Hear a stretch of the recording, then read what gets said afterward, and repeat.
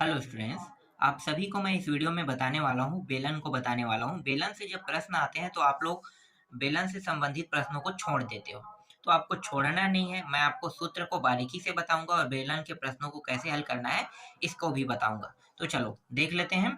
तो बेलन कैसे दिखाई देता है? एक गोल आकृति होता है ना, उसे हम क्या कहते हैं? बेलन। बेलन देखे हो? नहीं देखे हो? कोई भी गोल आकृति, जैसे हम रोटी बेलते हैं, वो क्या है? बेलना है ना। तो वो भी तो एक प्रकार का बेलन ही है। तो जो आकृति गोल हो उसे हम क्या कहेंगे? बेलन कहेंगे। ठीक है। बॉटल भी क्या होता है? गोल होता है, तो वो भी बेलन होगा। समझ में आ रहा है? तो बेलन आपको समझ में आ गया। बेलन किसे कहते हैं? जिसकी आकृति गोल हो उसे हम क्या कहेंगे? बेलन कहेंगे। ठीक। अब बेलन के बारे में मैं आपको कुछ यहाँ पे सूत्र बता देता हूँ। तो बेलन के सूत्र जो है वो बना कैसे होगा? तो देखो, ये एक प्रकार से देखो तो ध्यान से देखने पर ये एक प्रकार का वृत्त है ना? वृत्त। और बहुत सारे इसी तरह से छल्ले। वृत्त मतलब चूड़ी समझो। ठीक है। गोल क्या है? चूड़ी होता है। तो चूड़ी गोल होता है। अब ये चूड़ी है समझो, तो इसके जो क्षेत्रफल है, ठीक है, इसका जो क्षेत्रफल है वो कितना होगा? तो हम उसे कहते हैं वक्र पृष्ठ का क्षेत्रफल कहते हैं। क्या कहते हैं? वक्र पृष्ठ का क्षेत्रफल। देखो, वक्र पृष्ठ का क्षेत्रफल अलग होता है, संपूर्ण पृष्ठ का क्षेत्रफल अलग होता है। वक्र पृष्ठ का क्षेत्रफल मैं भी आपको इसके समझा दूंगा। ठीक। वक्र पृष्ठ का क्षेत्रफल क्या होता है? तो आप लोगों को पता है, ये जो वृत्त है इसका परिधि का मान कितना होता है? 2πr होता है। 2πr। और ये जो हाइट दिया है ना, ये जो ऊंचाई है, इसको क्या कर देंगे? गुणा कर देंगे।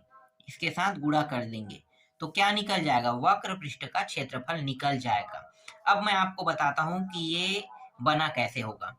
बहुत सारे चूड़ियों को एक के ऊपर एक के ऊपर एक के ऊपर रखते जाओगे तो क्या होगा? पहले तो सिर्फ वृत्त था, गोल था, लेकिन उसके ऊपर चूड़ी रखोगे तो ये इस प्रकार से कुछ ऊंचाई तक के जाएगा। बिल्कुल जाएगा। तो यही है, वृत्त की परिधि 2πr है और जो चूड़ियों को रखने पर जो हाइट उत्पन्न हुआ है उसको हम गुणा कर देंगे इसके साथ, तो क्या निकल जाएगा? वक्र पृष्ठ का क्षेत्रफल निकल जाएगा। अब मैं बताने वाला हूं आप लोगों का इसका आयतन। तो बेलन का आयतन बता देता हूं। बेलन का आयतन। बेलन का आयतन। तो बेलन के आयतन का जो सूत्र है वो वृत्त का जो क्षेत्रफल है, कितना होता है? वृत्त के क्षेत्रफल, वृत्त का क्षेत्रफल होता है पाई आर स्क्वायर होता है। यही पाई आर स्क्वायर। देखो ना, ये वृत्त है, इस वृत्त का क्षेत्रफल कितना होता है? पाई आर स्क्वायर। उसके साथ बस आपको एच का गुणा कर देना है। क्या कर देना? जैसे इसमें हमने गुणा किया ना, परिधि में हमने एच का गुणा किया तो वक्र पृष्ठ क्षेत्रफल निकल गया। बेलन का आयतन निकालते हैं तो क्षेत्रफल में गुणा करेंगे तो आयतन निकल जाएगा। तो यहाँ भी h का गुणा कर दो तो बेलन का आयतन बन जाएगा। समझ में आ रहा है? बेलन का आयतन। वक्र पृष्ठ का क्षेत्रफल जो वृत्त की परिधि है उसमें आपको h का गुणा करना है, और बेलन के आयतन जो उसका क्षेत्रफल है जो पाई आर स्क्वायर, उसमें h का गुणा कर दो तो आयतन बन जाएगा। बस ऐसा ही आपको करना है। तो ये सूत्र याद हो गया। ठीक है। एक और होता है संपूर्ण पृष्ठ का क्षेत्रफल। संपूर्ण पृष्ठ का क्षेत्रफल। ये संपूर्ण पृष्ठ का क्षेत्रफल का सूत्र क्या होता है? तो ये जो 2πr है ना, इसका हम उपयोग करेंगे। 2πr। ठीक है, 2πr। इसके बाद एक हिस्सा रहेगा h रहेगा और एक हिस्सा रहेगा r। बस इसका गुणा कर दो। 2πr बाहर में रहेगा, एक हिस्सा h और एक हिस्सा r। h और r बाकी देखो, ये पूरा परिधि है, ये पूरा परिधि वाला है। h और इंटू h और प्लस r कर देंगे तो क्या निकल जाएगा? संपूर्ण पृष्ठ का क्षेत्रफल निकल जाएगा। चलो अब इससे कुछ प्रश्न हल करके देख लेते हैं। ठीक है। तो एक प्रश्न मैं यहाँ पे देख लेता हूँ पहले क्षेत्रफल वाले में। ठीक है। तो क्षेत्रफल से तो ऊंचाई को मैं कितना मान लेता हूँ? 10 मान लेता हूँ। ठीक है। ऊंचाई को मैं यहाँ पे 10 रखता हूँ और त्रिज्या को मैं 7 रखता हूँ। तो यहाँ पे मैं आपको बता देता हूँ, यहाँ पे मैं r बराबर रख रहा हूँ 7 और h बराबर मैं रख रहा हूँ 10। ठीक है, इतना काफी है। अब देखो, सभी प्रश्नों का उत्तर आप बना पाओगे, बहुत आसान है। तो ये जो वक्र पृष्ठ का क्षेत्रफल, हम ये क्षेत्रफल निकाल रहे हैं, तो सूत्र क्या है? सूत्र है 2πr h। यही है सूत्र। ठीक है, इसमें हम मान रख देते हैं। तो 2 गुणित पाई का मान कितना होता है 22/7। आर का मान कितना रखेंगे यहाँ पे देखो 7 और एच का मान 10। 7 7 कट गया, यहाँ पे बचा कितना 22 दूनी 44, 44 गुणित 10 कितना हो जाएगा 44 गुणित 10 440। ठीक है 440, और ये सारे मान किसमें है मीटर में है। ठीक है, इसको भी मैं मीटर में रख देता हूँ। तो ये क्या होगा 1 मीटर 1 मीटर 2 बार है तो मीटर का वर्ग प्राप्त हो जाएगा। ठीक, दूसरा प्रश्न देखो। इस बार मैं निकालने वाला हूं बेलन का आयतन। तो बेलन के आयतन का सूत्र क्या है पाई आर स्क्वायर एच।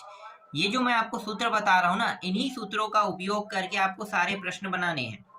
तो पहले से हम सीख जाते हैं ना कि इनका उपयोग हम कैसे करेंगे, कैसे हम सूत्रों को बनाएंगे, कैसे हम याद करेंगे। ठीक है, चलो देखो यहाँ पे रखेंगे पाई का मान 22/7, आर का मान 2 बार है मतलब 7 गुणित 7 लिखेंगे, और एच का मान कितना है 10 है। देखो यहाँ पे कितने बार हो रहा है 7 का उपयोग 2 बार, और 10 का उपयोग 1 बार। ठीक है, ये 7 और ये 7 कट गया, बचा कितना है 22 और 10 बचा है और 7 बचा है। तो 22 और 10 कितना हो जाएगा 220। 220 को 7 से गुणा कर दो तो 7 दूनी 14, 7 दूनी 14 1 15 इतना होगा, और एक पीछे में शून्य। ठीक है, गलती होगा तो सुधार लेना। ठीक है, अब यहाँ पे मीटर कितने बार होगा 2 बार 3 बार। 2 बार तो हमने 7 का गुणा किया है तो मीटर का वर्ग हो गया, एक और मीटर लगाएंगे क्योंकि 10 भी मीटर में है तो मीटर का 3 घात हो जाएगा। तो यहाँ पे आ गया मीटर का 1 सेकंड 3 घात ना 2 घात लिख रहा था, मीटर का 3 घात प्राप्त हो गया। ये भी समझ में आ गया। ठीक है, कितना आसान है देखो आयतन निकालना। इसके बाद संपूर्ण पृष्ठ निकाल लेते हैं। संपूर्ण पृष्ठ का क्षेत्रफल क्या है भाई, संपूर्ण पृष्ठ का क्षेत्रफल का सूत्र 2 पाई आर और एच प्लस आर, यही है। ठीक है, अब बस मान रखेंगे इसमें। तो ये 2 गुणित पाई का मान 22/7, आर का मान 7, कोष्टक के अंदर में है 10 प्लस ये रहा 7। 7 और 7 ये कट गया, 22 दूनी कितना हो गया 22 दूनी हो गया 44, ये हो गया 44। और ये जो है कोष्टक में है तो कोष्टक वाला है तो इन दोनों को जोड़ दो कितना होगा 17। 17 और गुणित 44 हो जाएगा। अब गुणा बस कर दो इसको। ठीक है, तो मुझे 17 का पहाड़ा मान लो नहीं आता है तो मैं अलग अलग करूंगा, और 17 का पहाड़ा आता है तो मैं 17 का पहाड़ा डायरेक्ट गुणा करूंगा। 17 दूनी कितना होता है 34, 17 3 51 और 17 चौक 68, 68 का ये रहा 8, 6 यहाँ पे हासिल आ जाएगा, मैं यहाँ पे लिख देता हूँ 17 चौक 68, और 68 और 6 कितना होता है 68 के बाद 69 70 71 72 73 74, 74 होता है तो यहाँ पे मैं लिख दूंगा 74। ठीक है, और यहाँ पे ध्यान दो, यहाँ पे क्या करेंगे ये दोनों तो जुड़ रहे हैं ना। देखो यहाँ पे गुणा में कितने बार उपयोग हुआ है किसका मीटर का, ये ध्यान देना है।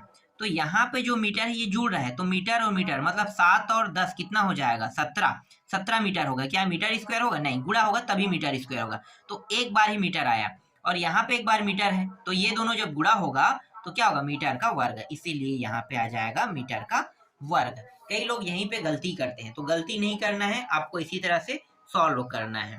ठीक है, जो भी टॉपिक कठिन है उसे मैं आपको बताते जा रहा हूँ। और ये जो क्षेत्रफल है क्षेत्रमिति का जो टॉपिक है अक्सर सभी लोगों के लिए गणित कठिन होता है, तो कठिन नहीं करना है, इसे सरल बनाएंगे और आसानी से इसे समझेंगे।